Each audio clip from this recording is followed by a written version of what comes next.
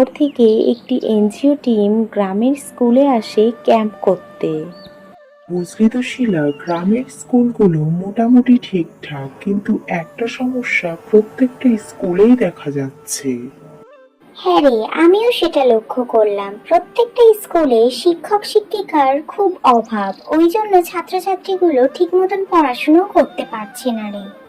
হ্যাঁ রে, তোরা এটা ঠিক কথা বলেছিস। এর জন্য আমাদেরকেই কিছু একটা করতে হবে, বুঝলি? আরে বাবা, তোরা আর কতক্ষণ এখানে দাঁড়িয়ে কথা বলবি বলতো? আমার কিন্তু প্রচুর খিদে পেয়েছে। আচ্ছা আচ্ছা, ঠিক আছে ঠিক আছে, চল। গ্রাম থেকে তো আমাদের একটা সুন্দর বাংলো বাড়িতে থাকতে দিয়েছে, সেখানেই যাওয়া যাক।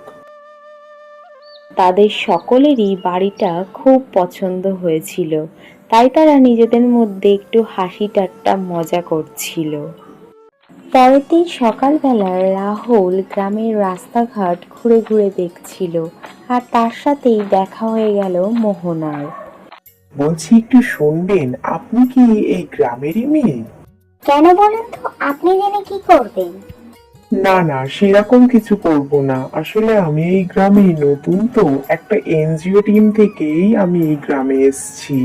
তো ওই গ্রামে কোথায় কি কি আছে সেগুলো জানার জন্য আপনার কাছে জিজ্ঞাসা করেছিলাম। ও আচ্ছা, আপনি শহর থেকে এসেছেন? আগে বলবেন তো, আমি ভাবলাম কি নাকি। দয়া করে কিছু মনে করবেন না।